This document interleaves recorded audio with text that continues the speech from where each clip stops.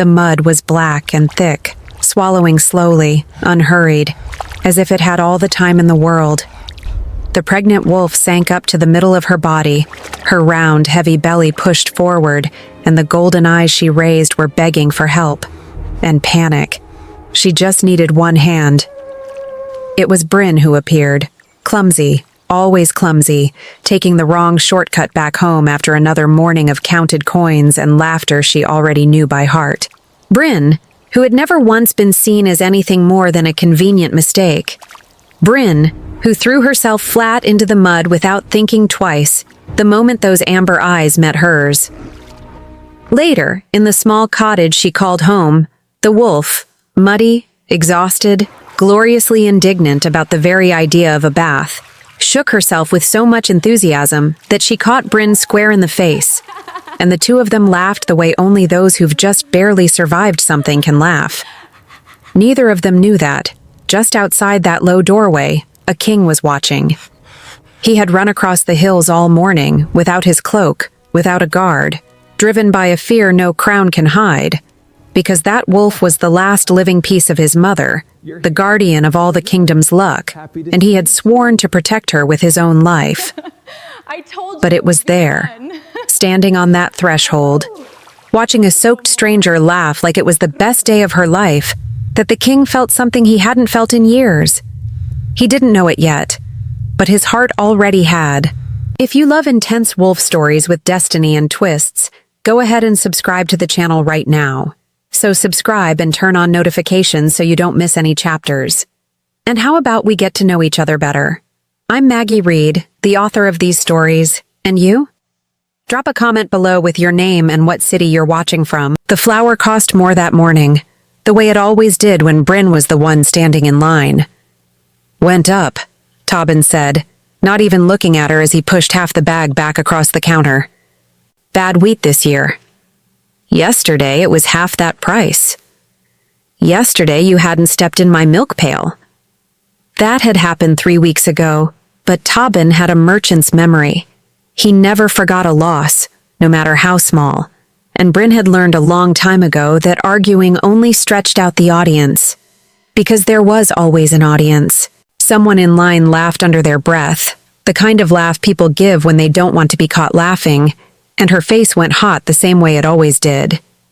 It was never about the flour.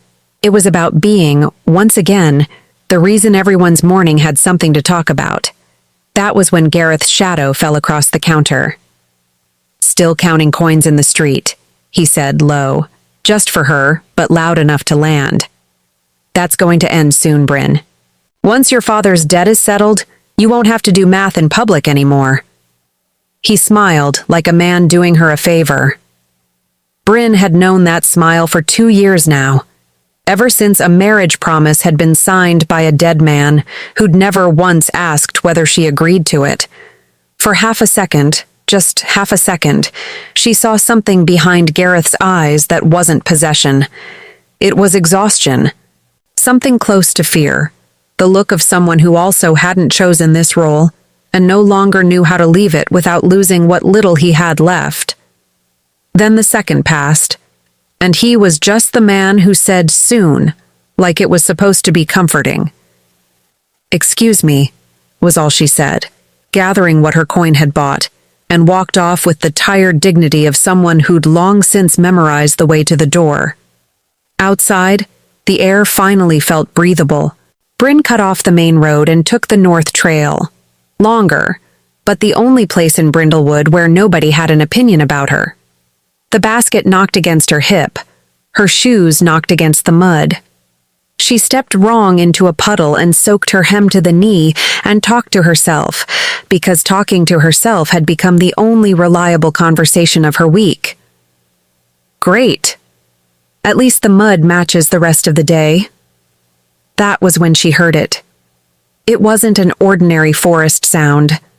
It was heavy, dragging, almost pleading, coming from below, from the ravine where the ground turned dark and glossy like old oil. Bryn knew that kind of ground. Nobody stepped there for a good reason. She ran down anyway, and saw the wolf.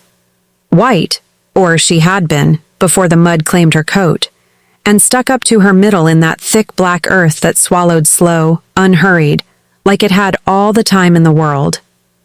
The wolf's belly was round and heavy, pushed forward by the weight of a life not yet born, and the gold eyes that lifted to meet Bryn's weren't asking for help the way a frightened animal asks. They were asking the way someone asks who has already decided not to panic and just needs, that's all, a hand. "Okay," Bryn said, dropping the basket in the grass. Okay. No rope, no plan. Just a fallen branch, her own arms, and the specific stubbornness of someone who'd been called useless one too many times to believe it in that particular moment. She dropped flat on the firmest edge she could find, stretched the branch out, and when the wolf closed her teeth around it with an almost polite care, as if even sinking she still refused to hurt her, Bryn pulled with everything she had. "I know," she gasped, feet slipping, mud climbing her sleeves. "I know this isn't dignified. Neither of us is coming out of this looking good."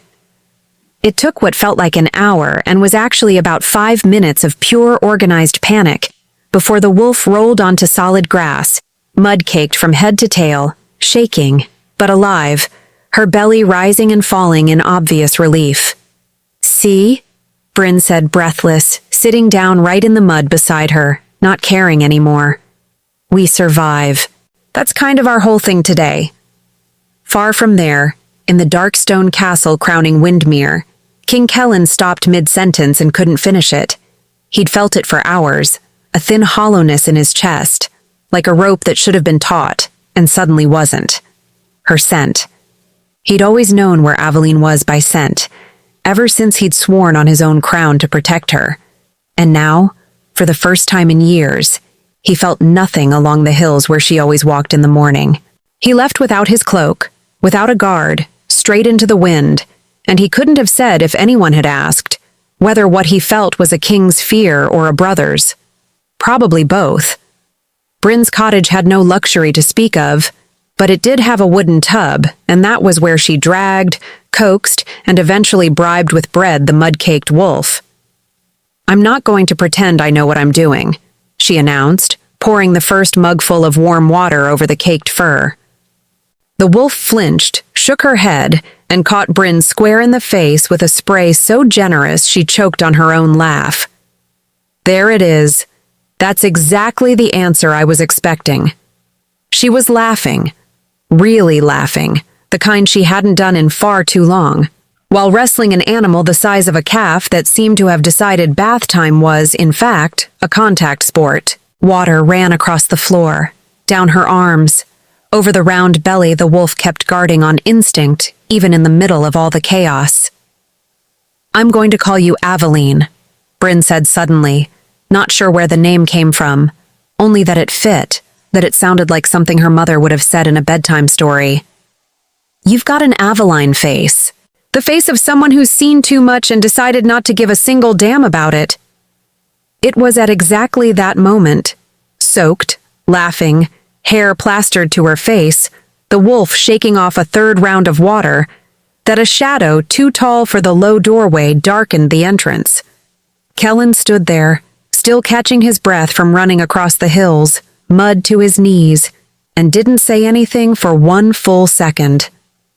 Because in front of him was Aveline, alive, safe, and a strange, dripping woman laughing like this was the best day of her life instead of the worst.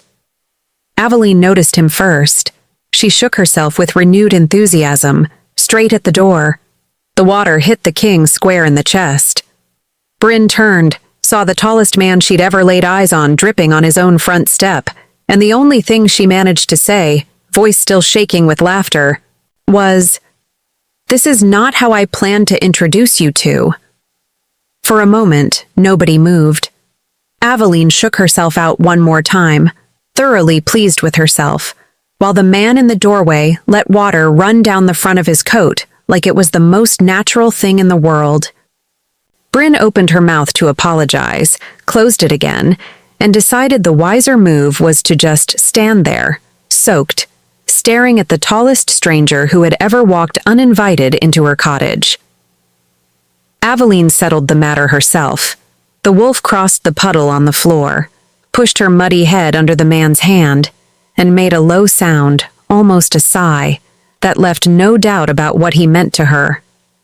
"You're the king," Bryn said, and it came out less like a question, and more like someone finally putting the pieces together. Embarrassingly late. "Kellen," he corrected, dropping to his knees in the dirty water without a single thought for his coat, hands running over Aveline's matted fur, checking for wounds that mercifully weren't there. "And you just saved the most important thing I have in this world." There was something in his voice that didn't match any crown. It cracked down the middle, like the words had cost more than they should have. Bryn watched his broad shoulders shake, just slightly, and understood, before he said another word, that this man had spent the entire morning genuinely afraid, the kind of fear no title can hide. "She got stuck in the mudflat down by the ravine," Bryn explained, gentler now. "But she's fine, just scared, and filthy, and apparently questionable in her judgment about where to fling water." That pulled something out of him, half sigh, half laugh, short and almost surprised at itself, like laughing was a muscle he hadn't used in a long while.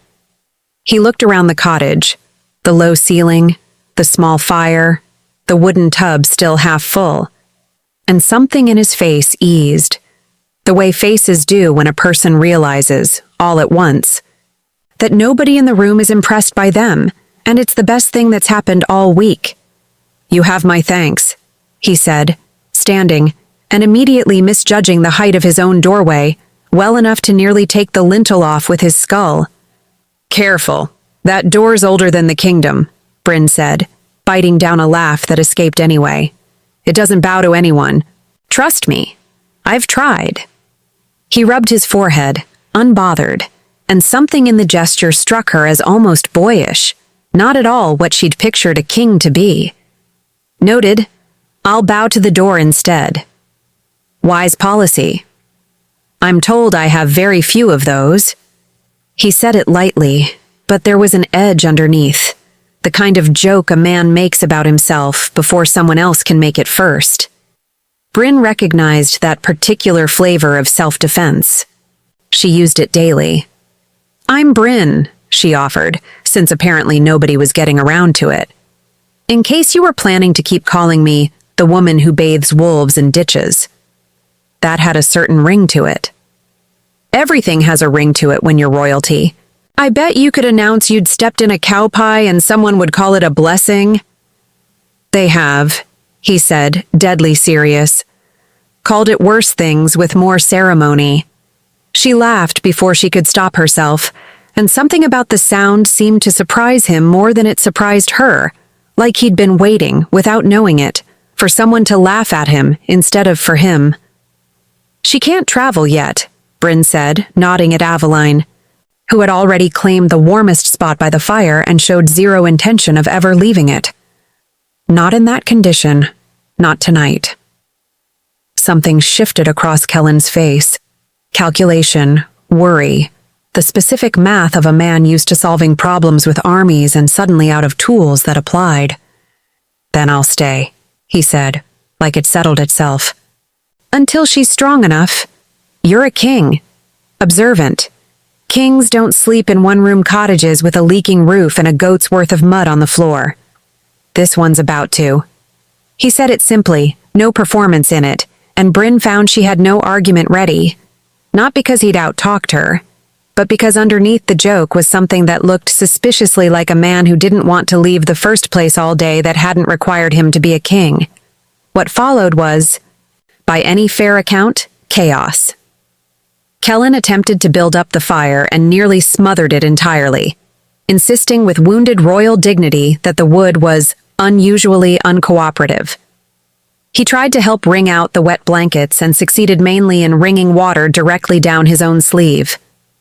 When Bryn handed him a chipped mug of tea, he held it like he wasn't sure what to do with an object that hadn't first been tasted by someone else, and when she pointed that out, he actually laughed. A real one this time, loud enough to startle Aveline, who thumped her tail once against the floor in what could only be described as approval. "You laugh like it hurts," Bryn said, before she could stop herself. He went quiet for a second, turning the mug in his hands. It's been a while since anything gave me a reason to. She didn't press. She recognized the shape of that sentence too well, the kind you only say once, testing whether the room will make fun of you for it. So instead of saying something soft and useless, she said, "Well, you're in luck. I specialize in reasons nobody asked for. I've noticed. Also mud. I specialize in mud. That, I've definitely noticed." Something passed between them then. Not a word, just a beat too long of looking, the kind of pause that made the small fire feel warmer than it had any right to be.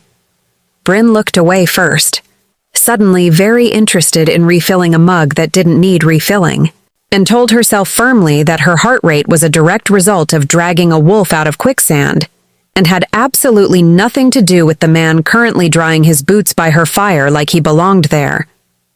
Later, once the worst of the wet had turned to merely damp, he asked her, quiet enough that it barely counted as a question, how a woman ended up alone on a north trail with nothing but a basket and enough nerve to pull a wolf twice her size out of the mud. She almost gave him the short version, the one she gave everyone. Instead, for reasons she didn't examine too closely, she gave him the true one. A father who'd died owing more than he'd ever earned, a debt stitched into a marriage she hadn't chosen, a village that had long since decided what kind of story she was allowed to be in. She said it plainly, without asking for sympathy, and something about his stillness while he listened told her he understood exactly what it cost to say it that way. "That ends," he said finally, and there was no royal weight thrown behind it, just quiet certainty. "Not tonight. But it ends." She didn't know what to do with a promise like that, so she changed the subject, because that was easier than hoping. Miles away in Brindlewood Square, Gareth heard the rumor before the dust from the king's horse had even settled. Soldiers, seen heading up the North Trail toward the Omega's cottage. He told himself it meant nothing.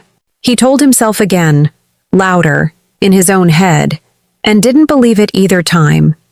He thought of the debt his father had signed away like it cost nothing, the marriage stitched into it like a promise nobody had asked Bryn or him whether they wanted.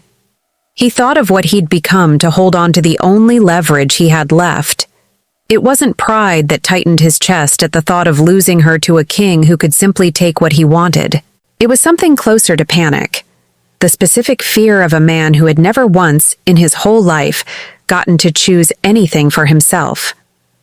Back in the cottage, Aveline let out a long, comfortable sigh from her spot by the fire, belly rising and falling in peaceful rhythm, utterly unbothered by the fact that her rescue had somehow turned into a king refusing to leave a leaking one-room house. Bryn glanced at Kellen, still fumbling with the same length of firewood like it had personally wronged him, and felt something dangerously close to fondness settle where caution should have been. "You know," she said, "for a king, you're remarkably bad at almost everything."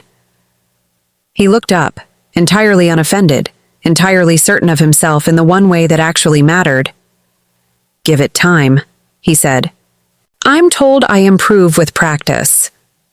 Morning arrived the way mornings tend to when a king has spent the night on your floor, loudly, awkwardly, and with an unreasonable amount of smoke.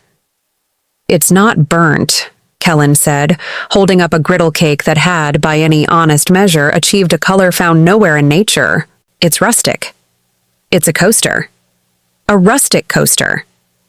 Bryn took it from him before he could defend it further, tossed it to Aveline, who inhaled it in one motion and gave every appearance of having enjoyed the experience, and decided that if a king wanted to insist his cooking disasters were a regional delicacy, that was between him and whatever god watched over burnt batter. She was rinsing her hands in the basin, laughing despite herself, when the warmth on her wrist caught her attention properly for the first time. It wasn't a bruise. It wasn't a burn. It sat just under the skin, gold and faint, pulsing in a slow, steady rhythm that had nothing to do with her own heartbeat, or, she realized with a small jolt, had everything to do with it, just not in an order she could explain. "That wasn't there yesterday morning," she said, holding her arm up to the light. For a moment she just stared at it, turning her wrist this way and that like it might explain itself from a better angle. It didn't itch. It didn't hurt. It simply sat there, warm and patient, like something that had already decided to move in. Kellen went very still. He crossed the room in 3 steps, took her wrist with a gentleness that felt entirely at odds with a man who could apparently misjudge every doorway in the building, and turned it toward the fire. "When did this start?" "When I pulled her out of the mud, I think. I didn't look at it. I was a little busy not drowning in a ditch." He exhaled slowly, and something crossed his face that Bryn was starting to recognize as his particular brand of honesty, the kind that cost him something to say out loud. "It's a Providence mark," he said. "Aveline's line carries it. Wolves born to that bloodline bring luck to the land they're raised on. Good harvests, mild winters, that sort of grace nobody can explain and everybody depends on. When one of them is pulled back from real death by a stranger's bare hands, the mark passes to whoever did the pulling. It ties the 2 of you together until she whelps." "Ties us together how?" "Distance wears on both of you if it's stretched too far, too long. She'll ache for you. You'll ache for her. Probably without knowing why. It settles once the pups are born." He paused, and something wry crept back into his voice, like he needed it there to keep talking. "I've read about the mark exactly twice in my life. Neither text mentioned what to do when it happens to someone I've known for less than a day. So we're both improvising then. I've been improvising since I was 17, and someone put a crown on me between one sentence and the next. I'm told it gets easier. I'm still waiting for the easier part." He said it like a joke, and it mostly was, except for the small, honest crack underneath it. The specific tiredness of a man who'd been expected to have answers since before he'd finished growing into his own hands. "Comforting. I specialize in comforting. You specialize in griddle cakes that double as furniture." That got the laugh out of him again, the real one, and for a moment neither of them said anything, because his thumb was still resting over the warm place on her wrist, and the silence had gone from awkward to something neither of them wanted to be the first to name. He let go first, cleared his throat, announced, with the particular formality of a man trying to put a wall back up after accidentally taking it down, that Aveline would need a proper healer and better shelter than a leaking cottage could offer, which meant the castle, which meant, given the mark, that Bryn would need to come as well, at least until the bond eased. "I have a whole life here," Bryn said, though even as she said it out loud, she heard exactly how thin it sounded. "You have a debt here," he said, not unkindly. "That isn't the same thing." She didn't have an answer for that one. She looked around the cottage instead, the same low ceiling she'd patched twice herself, the same 3 shelves holding everything she owned, the chipped mug that had been her mother's, and the one thing she'd never once considered selling even on the hungriest weeks. It wasn't much of a life, but it was hers, counted and rationed and stubbornly held on to, and some old, tired part of her flinched at the idea of leaving it for a castle she couldn't picture and a bond she hadn't asked for. "I'm not doing this because you're a king," she said finally, mostly to herself. "I'd hoped not," Kellen said. "It's a terrible reason to do anything." She didn't have a reply ready for that one either, and was still deciding whether she resented him for being right when a shadow fell across the doorway for the 2nd time in 2 days. Smaller than the king's, sharper somehow, and entirely unwelcome. Gareth stood in the frame, taking in the scene with the particular stillness of a man doing arithmetic he didn't like the sum of. The king, in her cottage, at her fire, with his hand recently removed from her wrist. "I heard you had visitors," Gareth said, voice even, eyes not even close to it. "Word travels fast in Brindlewood," Bryn said. "It does when the king's own horse is tied outside a debtor's cottage." He said, deader like a blade he'd spent all morning sharpening for exactly this moment. I came to remind you the wedding date still stands. Whatever this is, here. Kellen hadn't raised his voice. He hadn't needed to. He simply stood, unhurried, and something in the set of his shoulders filled the doorway in a way that had nothing to do with height. The wedding, he said, was arranged against a debt owed by a man who is no longer alive to answer for it. I'd be glad to discuss the terms. Formally.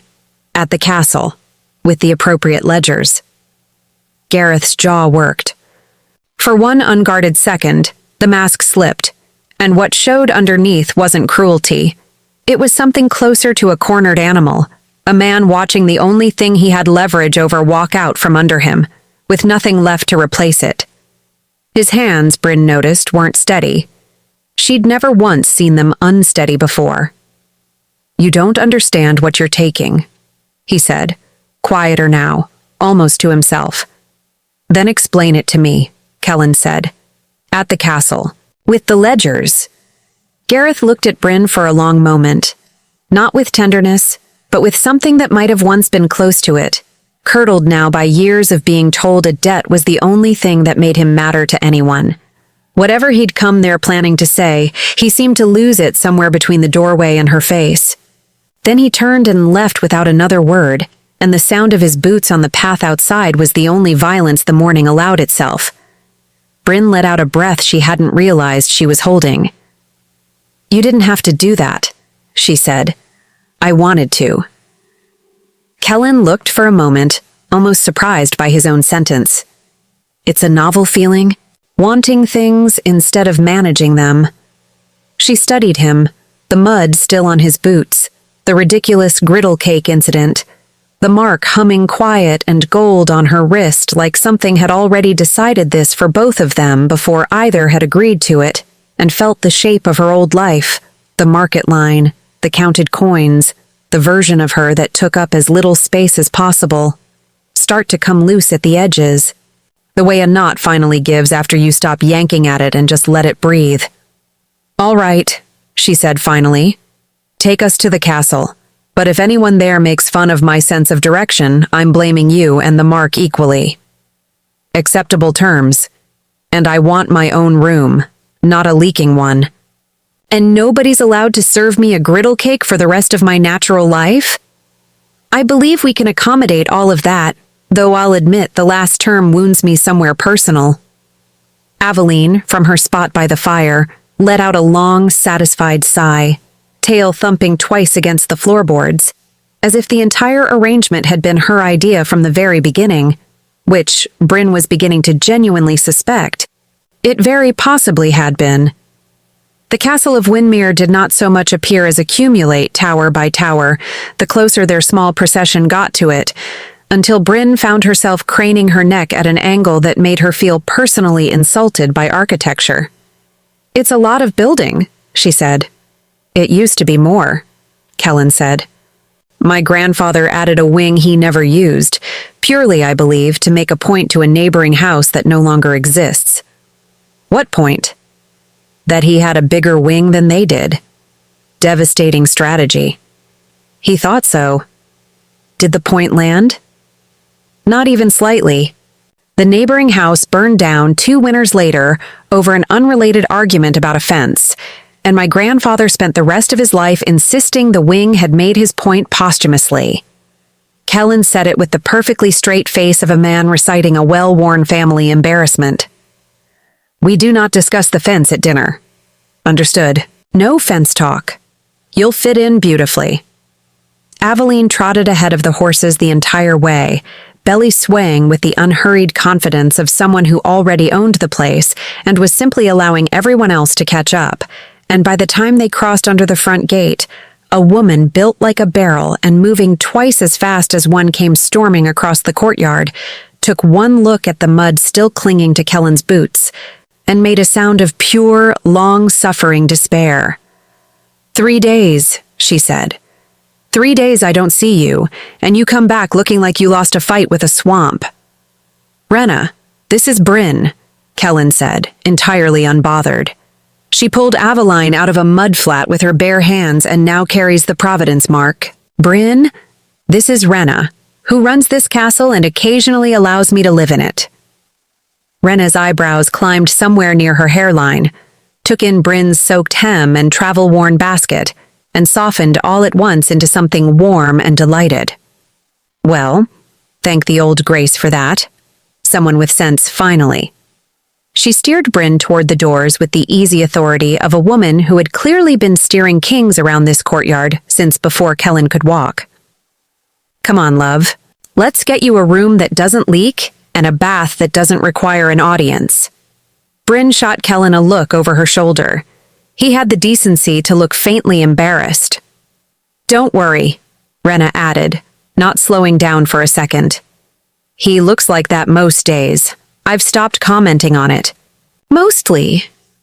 I can hear both of you, Kellen called after them. Good, Rena called back, without turning around. The room they gave her had more furniture in it than her entire cottage, a window that looked out over gardens she didn't have names for yet, and a bed so absurdly soft that she sat on the edge of it and laughed out loud, alone, at the sheer indignity of being this comfortable. She counted the pillows twice, out of principle, and decided that whoever had decided one person needed 6 pillows had never once had to carry their own water.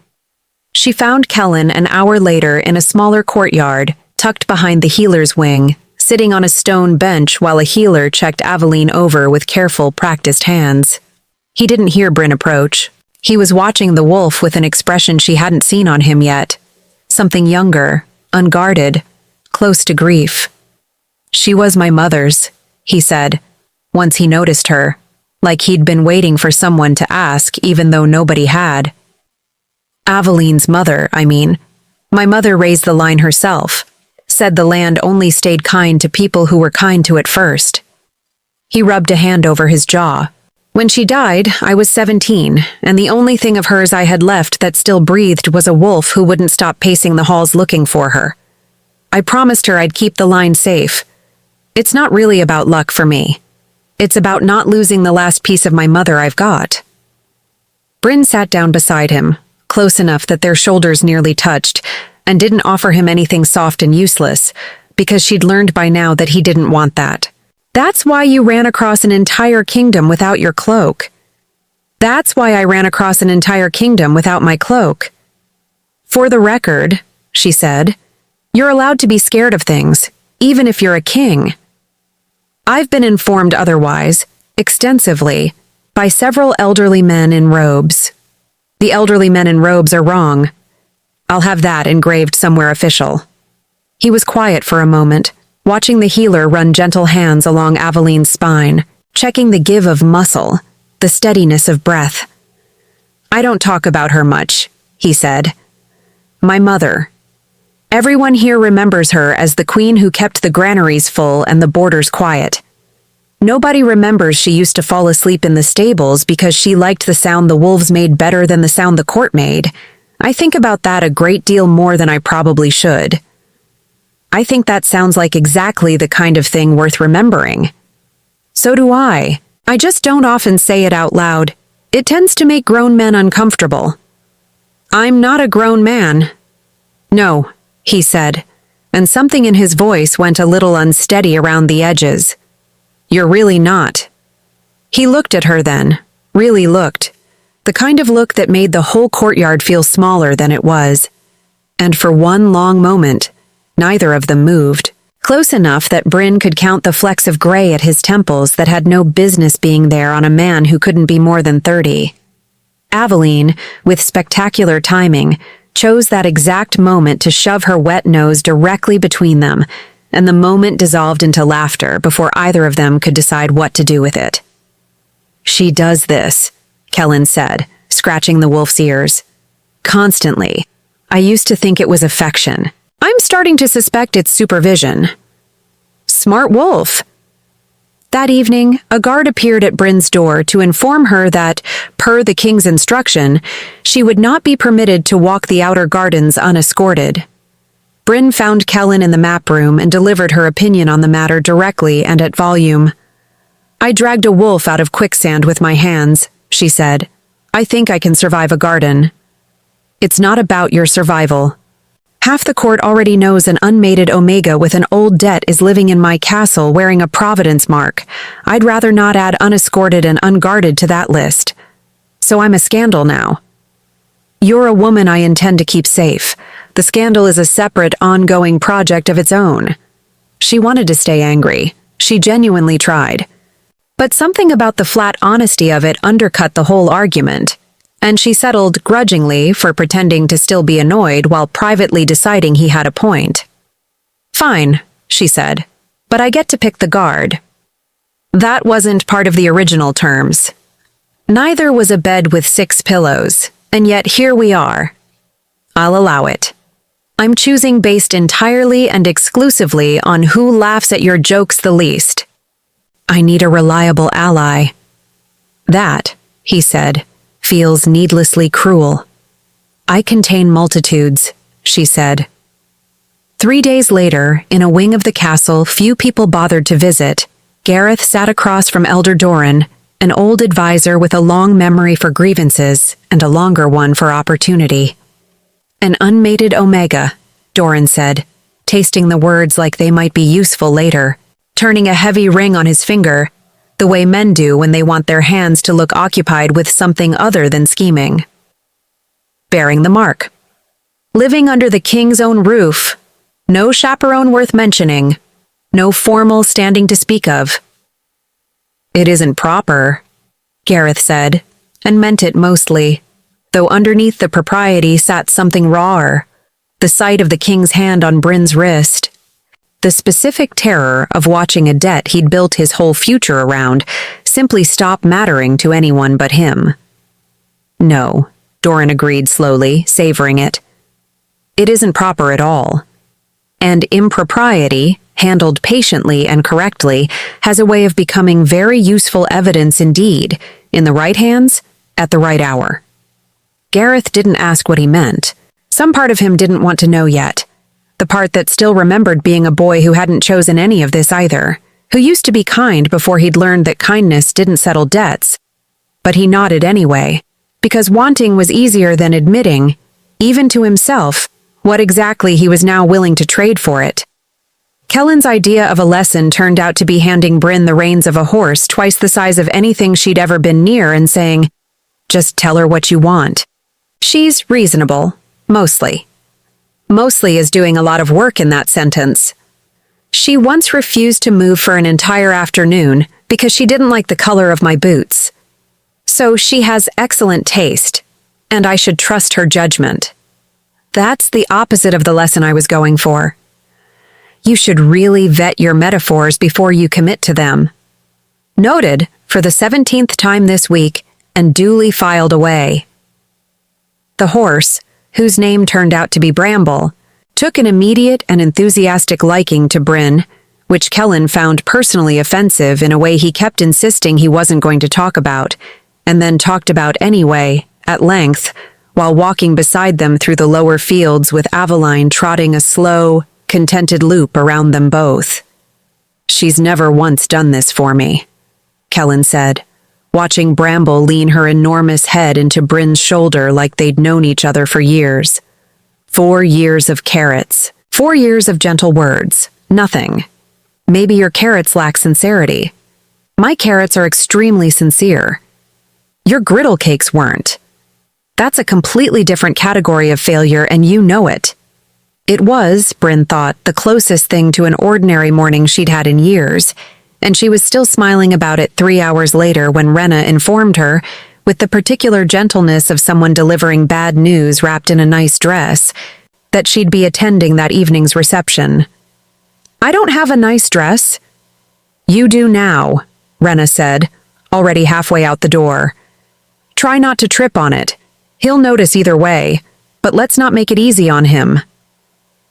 The reception hall was the largest room Bryn had ever stood in, full of people who all seemed to know exactly which fork mattered and exactly how long a bow should last, and she spent the first 20 minutes doing her best impression of someone who belonged there, which mostly involved nodding at things and hoping nobody asked her a direct question. She'd nearly gotten the hang of it, Smile, nod, admire the tapestries, repeat. When Kellen appeared at her elbow, looking faintly hunted, like a man who'd been cornered by 3 separate conversations about grain tariffs before he'd made it across the room. "You look like you're being slowly boiled," Bryn murmured. "I am being slowly boiled. It's traditional. Ask anyone." "Is there an exit strategy? Any at all? A window, perhaps?" "There is not. There is only endurance, and the occasional well-timed sigh." Then Lady Perrin arrived. She moved through the room like she'd been specifically designed for rooms like this one. Silk that caught the candlelight on purpose. A laugh pitched exactly loud enough to be noticed. A hand that found Kellen's arm with the ease of long practice. "Your Majesty," she said, "you've been positively invisible lately. I was beginning to think you'd taken up hiding." "I've been occupied. With the wolf business. Yes, I heard." Her eyes found Bryn across the room, cataloging her in one slow, unhurried, deliberate sweep. The dress that wasn't quite right, the way she stood like she was bracing for something, the way her hands didn't quite know where to rest without a basket in them. "How charming that you rescue strays personally now. So very hands-on of you." Bryn smiled, because smiling was free, and slapping a noblewoman across a crowded reception hall was presumably not. "She's a wolf, not a stray. I checked. Thoroughly, in fact, with my own 2 hands, in an actual ditch." Lady Perrin's laugh tinkled out, bright and entirely unbothered, and she steered Kellen 2 steps toward the dance floor before he could find a graceful way out of it, leaving Bryn standing alone with a cup of something she wasn't drinking, watching the 2 of them move together with the practiced ease of people who'd danced this exact dance 100 times before, and a feeling she recognized instantly and hated recognizing. The old, familiar certainty that she was standing exactly where she'd always stood, at the end of every line, watching someone else get chosen first. She left before the dance ended. Kellen found her 20 minutes later on the same familiar stone bench outside the healer's wing, Aveline's head already settled in her lap, and sat down without asking permission, the way he'd started doing lately without either of them ever once commenting on it out loud. "You left the reception early," he said, quietly, entirely without accusation. "I got tired." "You got tired the exact moment Lady Perrin touched my arm. That's an oddly specific coincidence to have noticed. I notice a great deal about you. It's becoming a problem." He said it lightly, but something underneath it wasn't light at all, and Bryn found she couldn't quite meet his eyes. "I don't belong in that room," she said finally, the words coming out before she could soften them. "I know how to skin a rabbit and argue with a flower merchant. I don't know which fork does what. Everyone in there could see it. She could see it. Half of them can't skin a rabbit or argue with anyone worth arguing with. I've watched them. It's not impressive." He said it dryly, but there was real conviction underneath the humor. "I could see it too," he went on. "I saw a woman who pulled a wolf out of quicksand with her bare hands stand in a room full of people who've never once done anything that difficult in their lives, and hold her ground anyway. That's a generous way to describe standing very still and hoping. It's an accurate way." He reached over, tucked a loose strand of hair behind her ear with a carefulness that made her breath catch somewhere she wasn't prepared for. "I've had a lifetime of rooms like that one. Nobody in them has ever made me laugh the way you did over a griddle cake. I'd trade every fork in that hall for one more morning like this one." The space between them had gone very small, very quickly, his hand still resting near her jaw, and Bryn felt the mark on her wrist warm in a way that had nothing to do with distance and everything to do with him being close enough to count his eyelashes by. Somewhere in the back of her mind, a small, sensible voice was listing all the reasons this was a terrible idea. She found, rather thoroughly, that she didn't care to listen to it. She wasn't sure which of them moved first. She was fairly sure neither of them had actually decided to. A messenger cleared his throat loudly from the courtyard entrance, holding a sealed letter like it was radioactive, and the moment scattered instantly, both of them pulling back with the twin guilty speed of people caught doing absolutely nothing wrong and feeling entirely, thoroughly wrong about it anyway. That same night, in the same forgotten wing, Gareth listened while Doran laid out the shape of the plan with the calm precision of a man who'd built worse things before. "The old law is simple," Doran said. "A providence mark taken by force rather than freely given voids the bond and disgraces whoever claimed it falsely. We don't need truth. We need a witness willing to say the mark was forced. A frightened servant.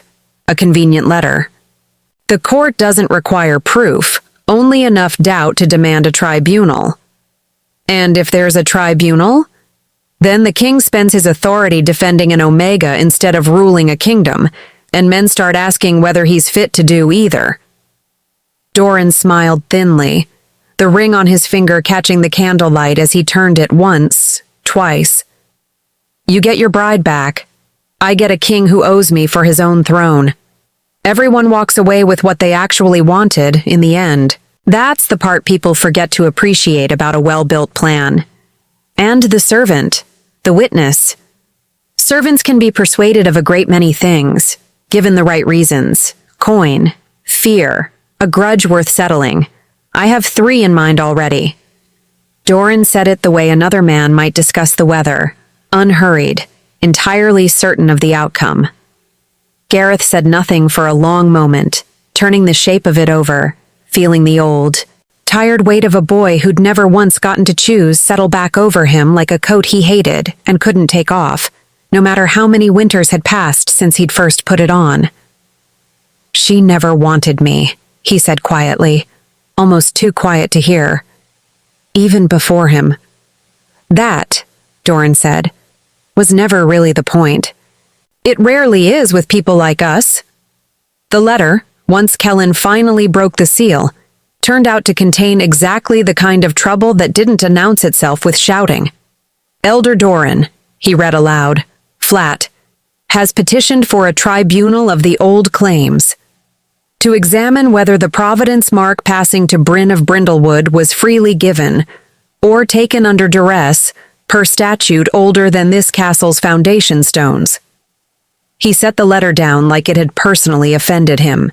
"A fortnight from now, in front of the full council." "In plain English, please. What does that actually mean for us exactly?"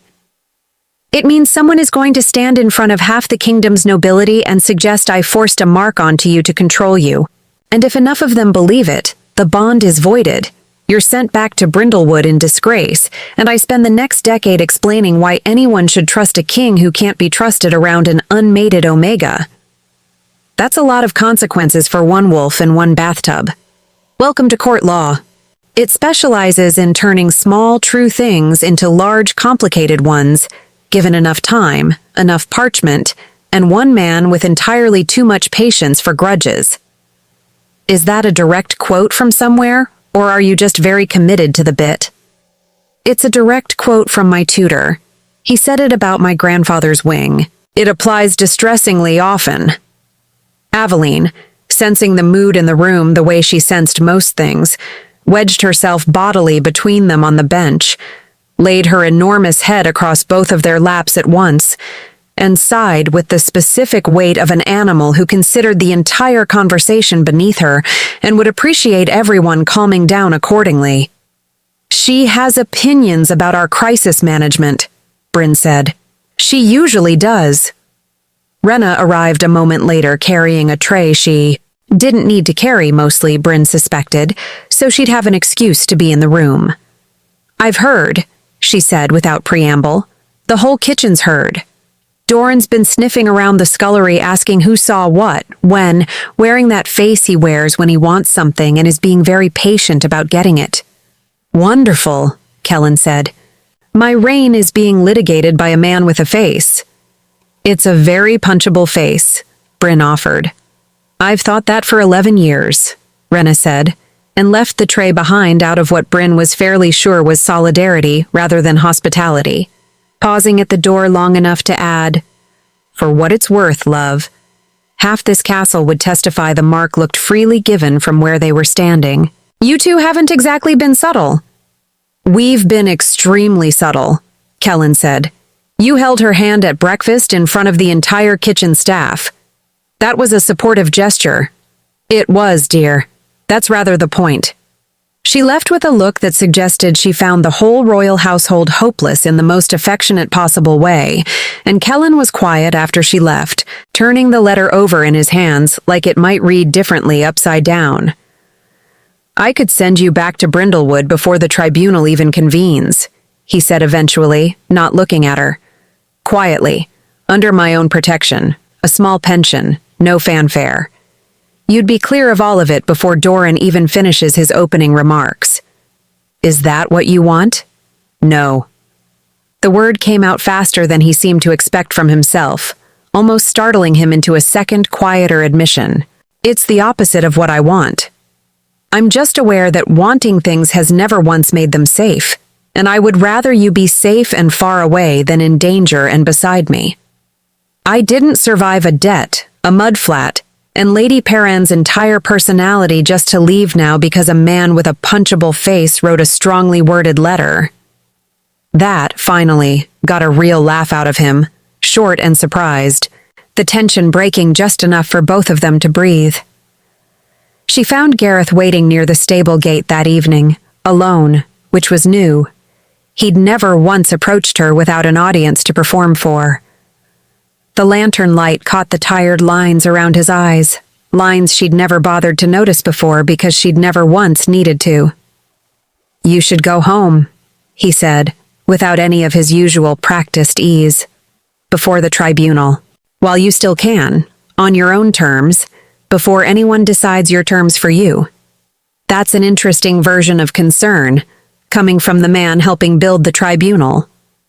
Something flickered across his face. Not quite guilt, but close enough to its neighborhood. "I'm not helping build anything. I'm trying to survive what Doran's already built. There's a difference, even if it doesn't look like one from where you're standing. It looks exactly the same from here. I know."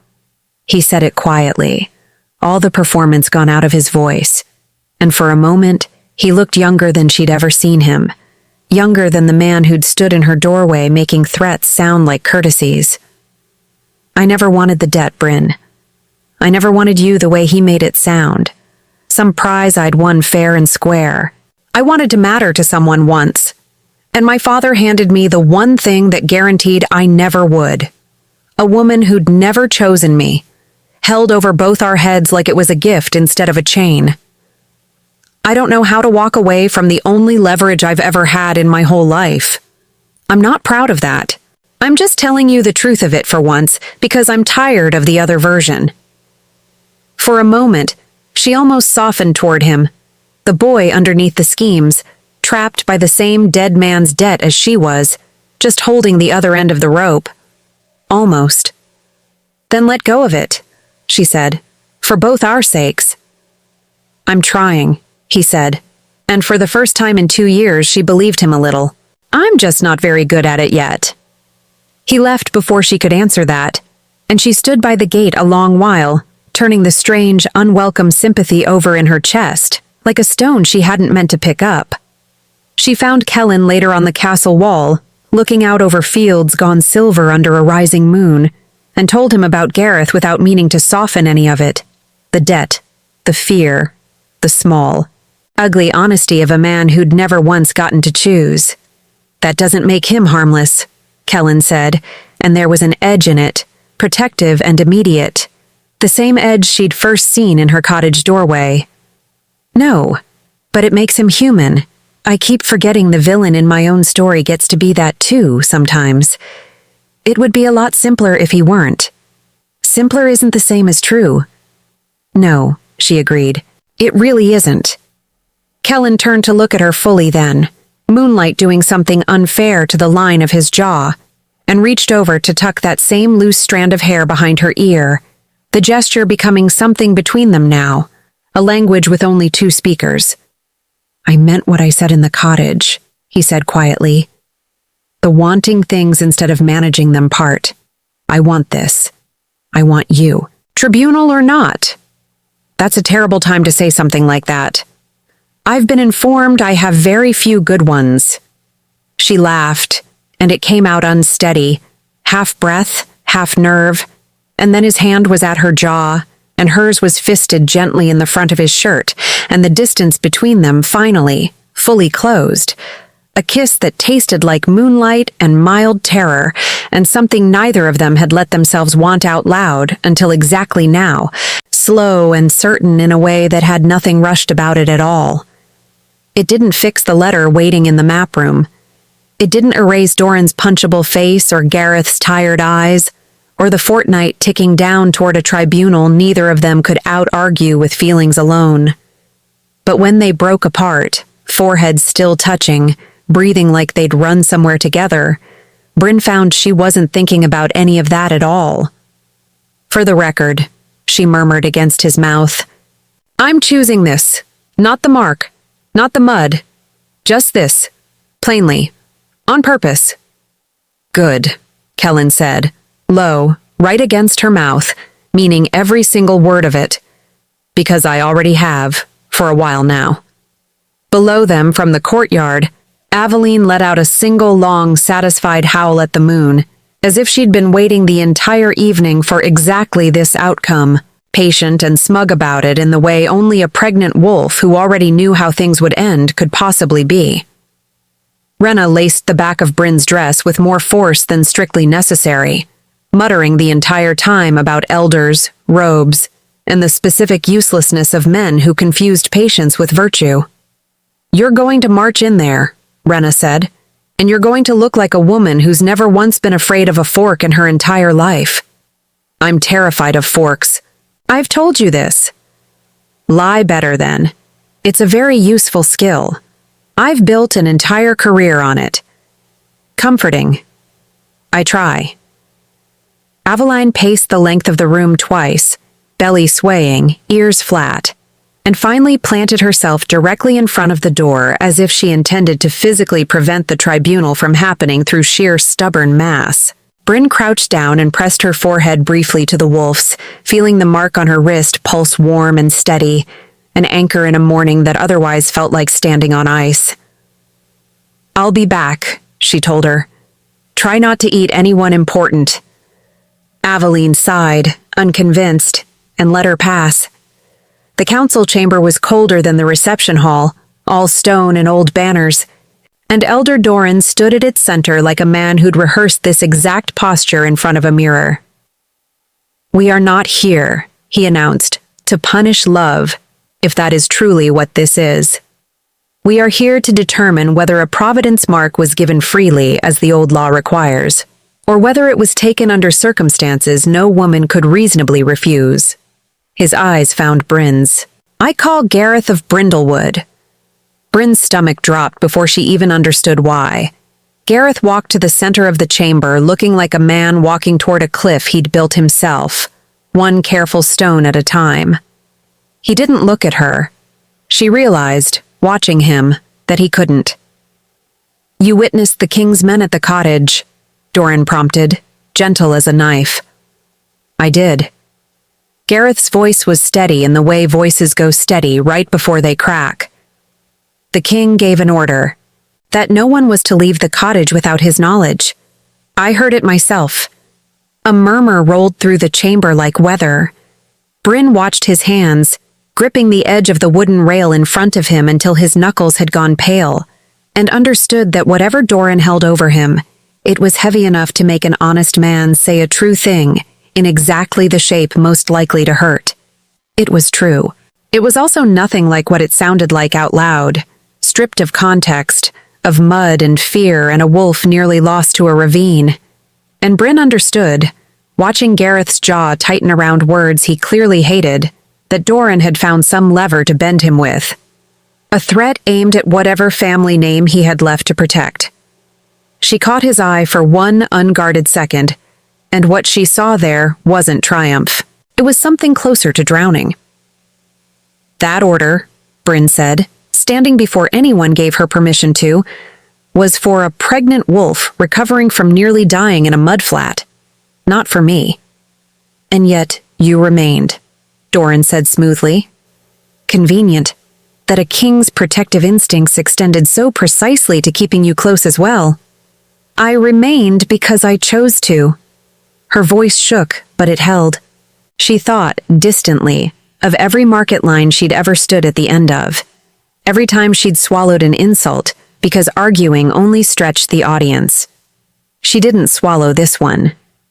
I've been called worthless my entire life by people with a great deal less courage than it takes to stand in a ditch and pull a dying animal out of the mud. I'm not going to let a man with a ring he likes turning explain my own choices back to me. A few of the older council members actually laughed, low and startled, and Doran's mouth thinned. But it was Kellen's silence that Bryn felt most, standing at the front beside his advisors, jaw tight, saying nothing while 3 separate elders murmured about precedent and confidence, and whether a king so recently orphaned could be trusted to separate the crown's judgment from his own loneliness. Your Majesty, one of them said finally, the council requires a decision.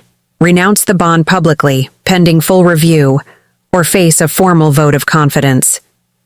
Kellen looked at Bryn across the length of the cold stone chamber, and for one endless moment, he didn't answer. It wasn't long. It couldn't have been more than a handful of seconds. But Bryn had spent her whole life reading the exact shape of hesitation, the particular silence people wore right before they decided someone wasn't worth the trouble, and something in her chest that had only just begun, cautiously, to believe otherwise, went very quiet and very cold. I need a recess, Kellen said finally, his voice even, giving nothing at all away to the watching room, to consider the council's terms properly and fully. The chamber began to murmur again. Bryn didn't wait to hear what they murmured about. She packed quickly, methodically, the way she'd packed her whole life, the few things that were truly hers, nothing borrowed, nothing that could be taken back later as a lesson in what she'd never really deserved to keep. Aveline paced behind her the entire time, whining low in her throat, pressing her head hard against Bryn's legs like she could physically hold her in place. I know, Bryn murmured, scratching behind her ears, throat tight. I know it'll hurt. It'll hurt me too. But I'd rather leave on my own feet than wait around to see whether I'm worth keeping. She left a single line for Renna to find in the morning. Nothing for Kellen at all, because she didn't trust herself to write anything that wouldn't sound like begging. The stable gate stood open under a moon gone thin and pale, and Bryn walked through it without looking back, telling herself, the way she'd told herself 100 times over 3 years of counted coins and half-empty baskets, that this was simply what happened to women like her. She didn't get far. Aveline's howl split the night behind her, long, ragged, unmistakably grieving, and somewhere past the gate, a horse's hooves were already moving fast, closing distance she hadn't expected anyone to bother closing. Bryn. Kellen's voice, breathless, raw, entirely unlike the careful stillness he'd worn in that chamber. She turned, half hoping, half furious, and found him already dismounting, already crossing the last stretch of moonlit ground between them at a dead run, cloakless again, exactly the way he'd run to her the very first time. You hesitated, she said before he could speak. In front of the whole council, in front of everyone, I have spent my entire life watching people decide, in exactly that amount of silence, whether or not I was worth the trouble. I know precisely what that pause sounds like, Kellen. I've heard it my whole life. I was buying time, he said, not deciding against you. I needed a moment they couldn't read, so Doran wouldn't see exactly how much ground he'd already lost.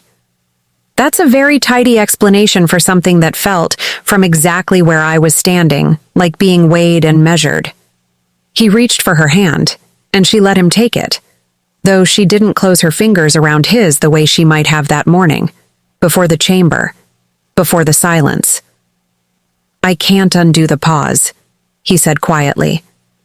I wish I could. All I can tell you is what's true, that in that entire chamber, full of men who've never once had to choose anything harder than which wing to build, you were the only thing I was actually protecting. I was just too slow proving it out loud. Slow costs something real, Bryn said quietly. It cost me tonight. I know. She looked at him a long moment, moonlight catching the exhaustion in his face. The same exhaustion she'd first seen dripping on her doorstep what felt like a lifetime ago, and found she wasn't ready, not yet, to hand him back the easy trust she'd built so carefully over these past weeks. Words are cheap, she said finally. I've been given a lot of them, my whole life, by people who meant none of it. If you want me to believe this one, you're going to have to show me. Not tonight. Not with an apology on a dark road. Then I'll show you, he said quietly. However long it takes me. Behind them, Aveline's howl rose again into the night, mournful and unanswered, and Bryn didn't step into his arms, and she didn't turn fully back toward the castle gates either. She simply stood there, caught exactly between the two directions her whole life had ever offered her, and let the long silence answer for both of them. Kellen didn't reach for her again. That, more than anything he could have said, was what finally made Bryn look at him properly.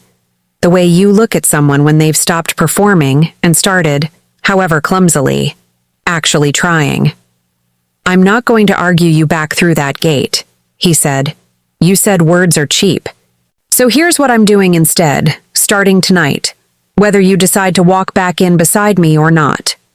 He reached up, unclasped the thin gold circlet he wore at council functions, the one Bryn had privately decided made him look like he was being mildly punished by his own jewelry, and held it out, turning it over once in his hands like he was weighing it. I'm reconvening the tribunal myself tomorrow, before the council can. I'm going to find out exactly what Doran holds over Gareth, and I'm going to make him say it in front of everyone. Not because it wins me anything politically, because it's true, and I let a chamber full of old men make you feel small in front of it, and I am not doing that twice. That's a very dramatic gesture involving a hat. It's a circlet. It's a very expensive hat. I'm trying to have a moment. You're having it beautifully, truly. I'm moved to tears. Someone please, immediately fetch a handkerchief for me. She wasn't smiling yet. Not all the way. But something in her shoulders had eased, and Aveline, sensing the shift, trotted over and shoved her head firmly under Bryn's hand. She votes for going back inside, Kellen said, where it's warm, where there is, I promise, no more court business tonight, no more circlets, no more anything requiring formal posture. She's not exactly an unbiased witness. She likes you. She likes anyone who's ever fed her a griddle cake. It's not a high bar to clear. Low bars are your specialty, apparently. I contain multitudes. I believe that was your phrase. I want it back, immediately. You're not allowed to borrow my material. Bryn didn't take his hand, but she turned, finally, and walked back through the gate beside him, close enough that their shoulders brushed twice on the way, and neither of them mentioned it, which felt, for the moment, like enough. They walked the length of the lower courtyard in a silence that had stopped being angry somewhere around the second brush of shoulders and started, cautiously, becoming something closer to companionable.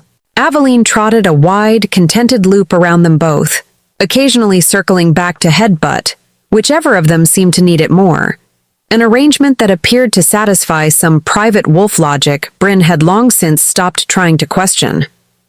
For the record, Bryn said, as they reached the door to the healer's wing, I'm not forgiving you yet. I'm just walking in the same direction as you. There's a difference. I'm aware. I intend to spend a great deal of genuine effort closing that gap. Good. I expect regular, honest progress reports. Formally submitted in writing, properly? With a wax seal, if you have one small enough not to be ridiculous? I own several ridiculous ones, none of them small. Then we'll manage with the ridiculous ones. I've gotten remarkably good at managing with what's available.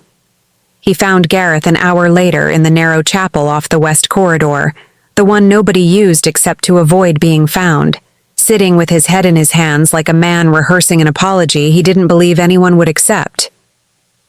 Doran holds something over you, Kellen said without preamble, taking the seat beside him. I'd like to know what. Gareth laughed, short and humorless. Straight to it then. No opening pleasantries. No weather talk. I've found subtlety costs more time than I currently have, and I've never been especially good at weather talk regardless. That's the first true thing you've said to me tonight. I've said several true things to you. You simply haven't wanted to hear them yet. Gareth was quiet a long moment, turning something invisible over in his hands. My father skimmed from the debt registry for years, he said finally. Small amounts. Enough to keep us fed after my mother died. Not enough that anyone noticed while he was alive to answer for it. Doran found the ledgers 2 years ago, buried in an old filing cabinet nobody had touched since. He's never used them. He's just let me know, every so often, casually, over wine, in the middle of some unrelated conversation, that he could. My sister runs the debt house now, cleanly, the only honest thing left of my family's name. If those ledgers surface, she loses everything my father stole and everything she actually earned besides, because no one asks whether a debt house is guilty by inheritance. They just close the doors and move on to someone more convenient. So you testified to protect her. I testified because I'm a coward who's spent 2 years telling himself protecting her counted as the same thing as doing right by anyone else. He finally looked up, and his eyes were red-rimmed in a way that made him look, briefly, much younger than his years. I watched you defend yourself today better than I've ever defended anything in my life. I've never once done that. Not for myself. Not for her, not really. I just handed Doran exactly what he wanted and called it sacrifice, and told myself that made it noble instead of simply easy. That's not nothing, what you're doing for her. It's not enough either. I know the difference now. I didn't, before tonight. Kellen studied him, not the version he'd built up in his head over weeks of jealousy and suspicion, but the actual man in front of him, hollowed out by 2 years of choosing the least bad option available to someone who'd never been given a good one. I can protect your sister's house, he said. Formally, under crown seal, regardless of what those ledgers say. Your father's debts don't have to become her ruin. That's not leverage. That's just correct, and it should have been true 2 years ago before anyone thought to use it against you. And in exchange? You tell the reconvened council the truth, all of it. What you actually saw and what Doran actually threatened you with to make you say it wrong. Gareth's hands had gone still. He'll come after my sister the moment I do. He won't wait. He's not a patient man once he's been thwarted, whatever face he wears in front of the council. He'll try. He'll find a king standing directly in front of her, and a debt house under formal protection he can't touch without answering to me personally. In writing, with witnesses of my own choosing. Kellen's voice hardened, just slightly. The same steel Bryn had first felt fill her cottage doorway on the worst morning of his life. I am done letting that man decide who gets to matter in this kingdom and who doesn't. I let him do it once already, in that chamber, and I watched exactly what it cost. Gareth exhaled, long and unsteady, something loosening in his chest that had clearly been locked shut for longer than 2 years. She really did choose you standing in that chamber today, he said quietly. Not because you're a king. I watched her. She'd have said the same thing to anyone standing where you were standing, crown or no crown. I know, Kellen said. It's the only reason any of this is worth doing properly instead of simply doing whatever's easiest and calling it fate. For what it's worth, Gareth added, standing, something almost like relief loosening the set of his shoulders for the first time since Kellen had walked in. I hope she makes you work considerably harder than one dramatic hat. It's a circlet. It's really not helping your case. Saying that with such conviction every single time. I have a great deal of conviction about very small things. It's one of my worst qualities. Ask anyone in this castle. I intend to. Extensively, starting with Rena. Elsewhere, in his cold study, Doran received a whispered report from a servant he'd always paid entirely too well for exactly this particular specific kind of loyalty, that the king had visited the West Chapel, that Gareth had left it standing straighter than he'd entered it, shoulders back, something like resolve in his face that hadn't been there in years. Doran set down his pen very slowly and deliberately, the candlelight guttering once in a draft that hadn't been there a moment before. "Then we move tonight," he said, to no one, to the empty room, to the ledgers already spread across his desk like a hand he intended to play before anyone else could see it coming. Each page a small, patient, well-preserved cruelty he'd been saving carefully for exactly this occasion. The council chamber filled again the next morning, colder than before, if that was possible. Frost still clinging to the old banners along the walls, and Doran was already standing at its center when Bryn and Kellen arrived. A stack of ledgers laid out in front of him like a hand he'd rehearsed dealing 100 times in his own head, in front of a mirror, alone. The way men do when they've stopped trusting anyone else to appreciate their cleverness. "Before we hear from the king's chosen witness," Doran announced, before anyone had even called the tribunal to order, "the council should know exactly what kind of family produced him. Gareth of Brindlewood's father embezzled from the debt registry for the better part of a decade, documented here in his own hand, in ink that hasn't faded a day in all that time." He set the ledgers down with a soft, deliberate thud, savoring the sound of it. "One wonders how much a son of that household values truth when asked to speak it under oath, before this very council, on a matter this serious." A murmur went through the chamber, the specific hungry murmur of people who'd just been handed a very good story for later, the kind that would outlive the actual verdict by several dinner parties. "Elder Doran," Kellen said, and something in his voice made the whole room go still in a way the murmur hadn't. "The debt house of Brindlewood has been under formal crown protection since sunrise this morning, sealed, witnessed, and filed with the royal archivist a full hour before you woke to begin arranging those ledgers so carefully on that table. Whatever those pages say about a dead man's crimes, they have no bearing whatsoever on his daughter's standing, or on her brother's word today." Doran's mouth opened, then closed. "You seem surprised," Kellen added, mild as tea. "I'd have thought a man this fond of paperwork would appreciate how quickly it can move in the right hands overnight, with the proper motivation behind it." A few council members laughed outright this time, sharp and unguarded. The kind of laughter that only happens once everyone in a room has quietly and collectively decided which way the political wind is now blowing, and Bryn, standing beside Kellen, felt something in her chest loosen that had been clenched tight since the moment she'd walked back through the castle gate.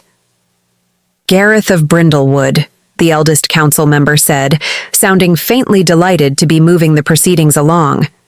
"The tribunal will hear your testimony now, properly this time." Gareth stepped forward, and Bryn watched him do it without a single stone in his path this time, shoulders back, jaw set in a way she'd never once seen on him in 2 years of watching him fold under his father's debt, like it was a second skin he'd never once managed to shed. "I lied," he said plainly to the whole chamber, his voice carrying clearly to every corner of it. "Under oath, in this room, 3 days ago. The king never ordered anyone confined to that cottage against their will. He gave one instruction, that no one disturb a wounded, pregnant animal recovering from nearly drowning in a mudflat. I twisted it, because Elder Doran holds ledgers proving my father's crimes and threatened to use them against my sister unless I said otherwise, in exactly the words he chose for me." He didn't look away from Doran once, the whole time he said it. "I've spent 2 years telling myself I had no choice. I did have one. I simply kept choosing the easier lie instead of the harder truth, over and over, until it stopped feeling like a choice at all. I'm done doing that, today and every day after this one." The chamber erupted into the kind of noise that takes several minutes and one very loud gavel to settle, voices layering over voices, someone near the back demanding order in a tone that suggested he was rather enjoying the disorder. Doran, for his part, went very pale, very quickly, and Bryn watched something crack open behind his composed face. Not remorse, not exactly, but the specific panic of a man who'd built his entire strategy on nobody ever finding a spine underneath all that fear, and had never once accounted for what would happen if someone finally did. "This is," he started. "Documented," Kellen said. "Witnessed. Signed this morning by Gareth himself, before he ever set foot in this chamber, precisely so no one could later claim he'd been coerced into recanting the way he was coerced into lying in the first place." He let that land, giving the room a moment to absorb the full weight of it.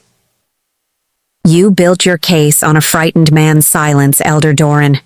I'd suggest you consider, going forward, that silence is rarely as permanent as you'd like it to be, and rarely as loyal as you assume."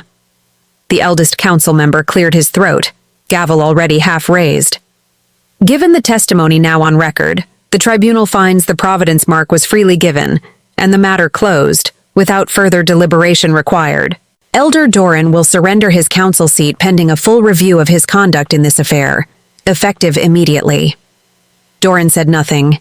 He simply gathered his ledgers, slowly, with the wounded dignity of a man who'd lost a game he still, somewhere underneath the collapsing composure, believed he should have won, and walked out without looking at anyone, his footsteps echoing longer than seemed strictly necessary in a room that size.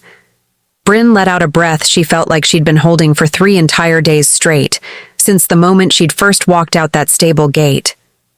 "That," she murmured to Kellen, once the chamber had begun to empty around them, "was extremely satisfying to watch. I have my moments. You have exactly 2 that I'm currently keeping careful track of, the circlet and this. I'm building momentum steadily. Give it time. I've heard that particular promise made before, somewhere, by someone. From me, 2 days ago, at the gate. It's still standing and still true.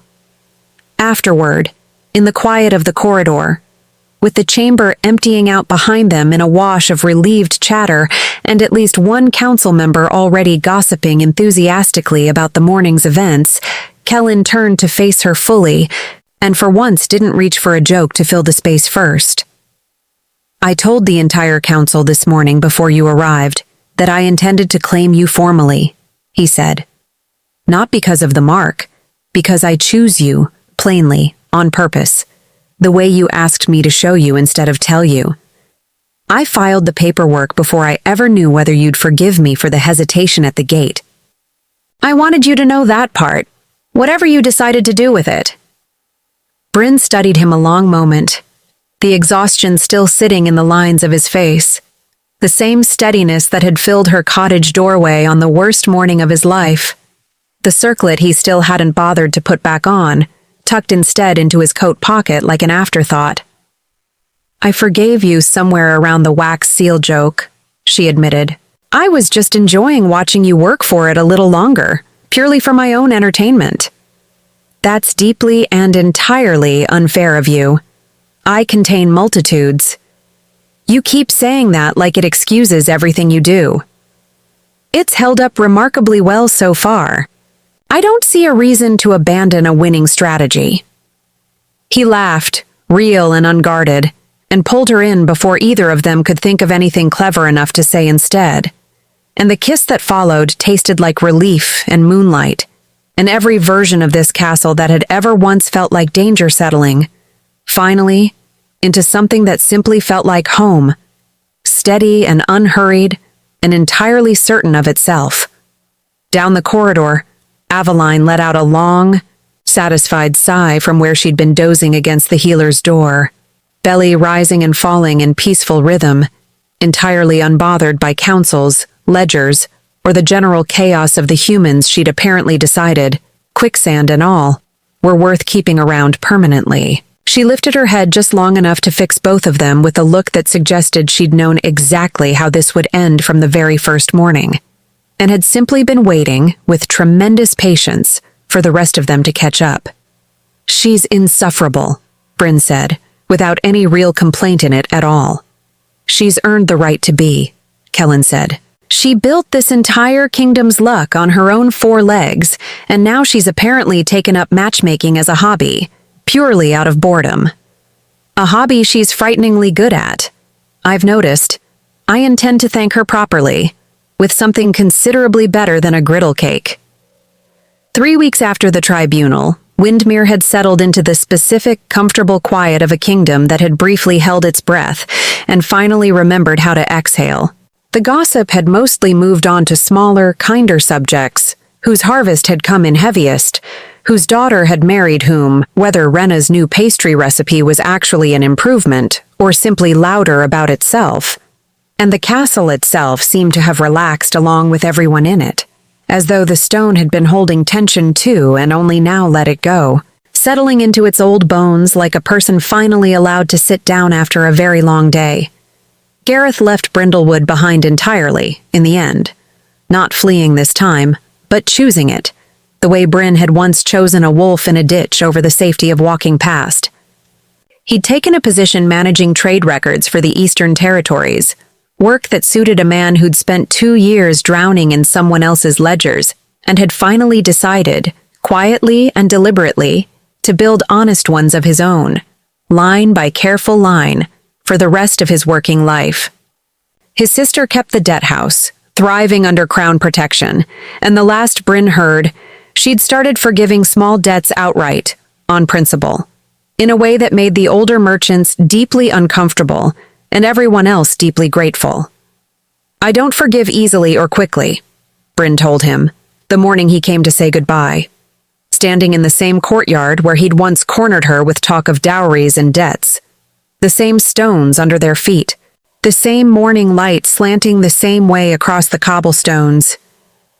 "But I don't hold grudges forever either. Not against people who actually change the shape of themselves when it matters most, when it costs them something real to do it. I'm not sure I've earned that yet. You stood up in a room full of powerful men and told the truth when it cost you something real. Most people never manage that once in an entire lifetime, let alone under that much pressure. That's not nothing, Gareth. That's most of it, actually. Maybe all of it." He left with something lighter in his shoulders than she'd ever once seen on him, and Bryn found, watching him ride off down the same north trail that had once led her to a ravine and a dying wolf, that the old ache where his name used to sit had finally gone quiet, settled, no longer something she carried. Doran, for his part, retired to a small estate on the kingdom's northern edge, stripped of his seat, his ledgers seized and reviewed line by an archivist who took visible, almost gleeful pleasure in the work. Nobody missed him. The council found, to its mild collective surprise, that it functioned rather better without a man whose primary talent had been turning small true things into large, complicated ones, and several elder members privately admitted, over wine, that they'd been relieved for weeks and hadn't quite realized it until the tension left the room along with him. Kellen asked her properly on an ordinary Tuesday, which she later insisted was the most romantic possible choice, precisely because it wasn't trying to be anything at all. "I already claimed you formally," he said over breakfast, Aveline's enormous belly currently occupying the space beneath the table meant for both their feet, her tail thumping lazily against the floorboards at the mere sound of both their voices. "In front of the council. This is a separate question entirely. Is it? I want to marry you, not the crown, not the mark. Me, plainly, the ordinary version of me that burns griddle cakes and misjudges doorways. I'd like to hear you say yes to that version specifically, out loud, before I lose my nerve completely." Bryn set down her tea very carefully, mostly to give her hands something to do besides shake.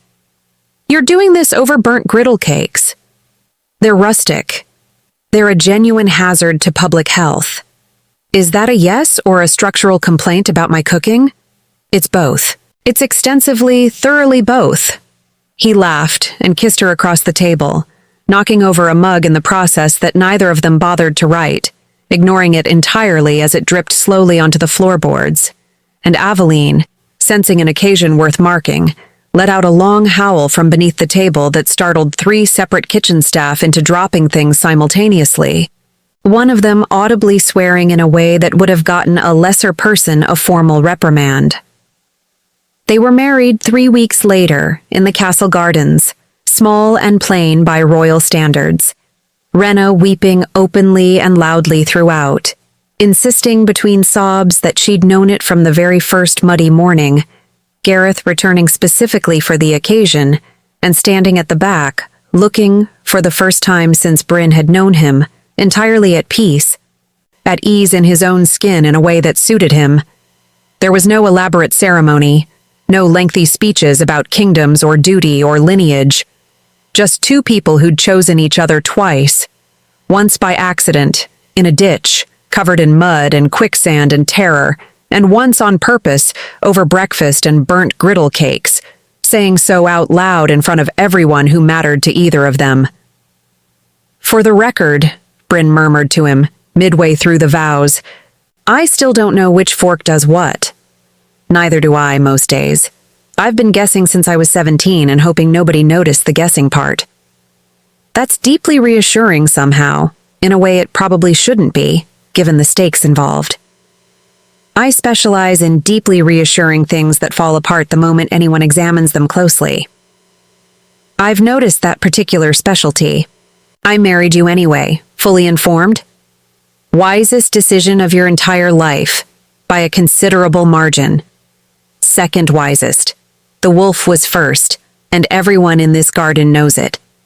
Aveline, standing at the edge of the small gathering with a garland of late summer flowers someone had woven clumsily around her enormous neck, let out a single dignified huff at that, as if to confirm the ranking was, in fact, entirely and permanently correct, and had never once been in serious dispute.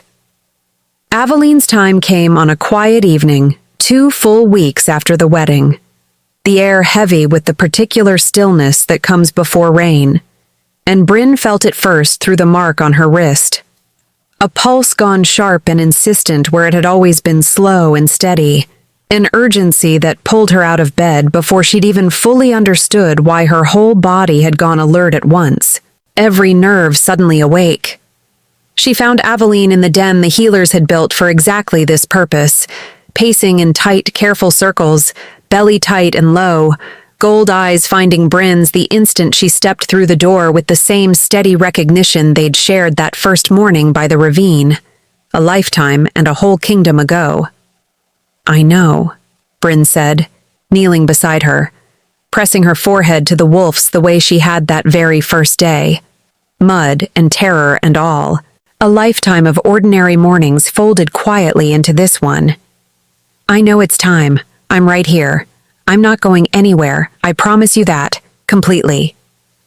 Kellen arrived a moment later, breathless, having apparently run the length of the castle the instant a servant found him, robes half-fastened, crown nowhere in sight and clearly forgotten entirely in the rush, and knelt on Aveline's other side without a word, one hand resting on her flank, the other finding Bryn's free hand in the dim lantern light.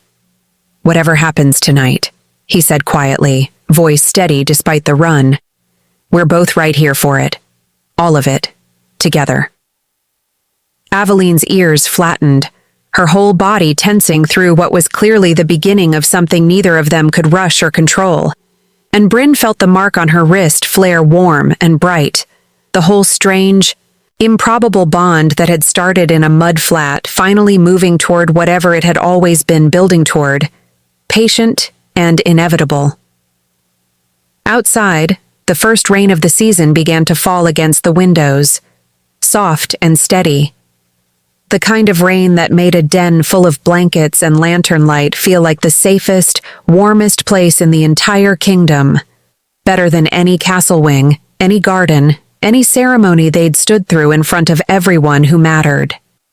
"It's starting," Bryn said, feeling Aveline's whole body shift beneath her hands, a tremor of pain and purpose both, months of waiting finally arriving all at once.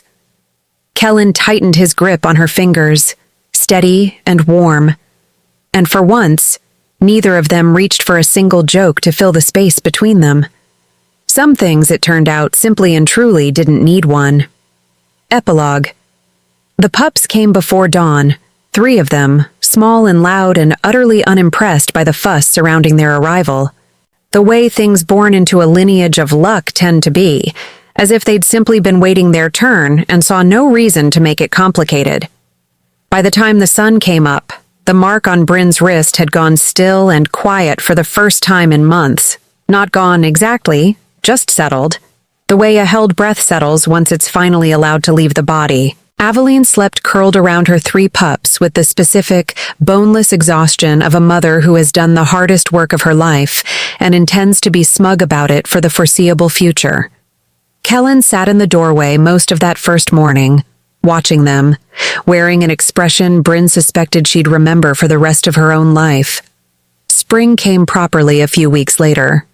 Bryn found herself, on an ordinary market morning in Winmere's own square, buying flour at full price without anyone commenting on what she was or wasn't, without the practiced square of her shoulders she'd worn for 3 years, to avoid looking like someone who expected to be diminished.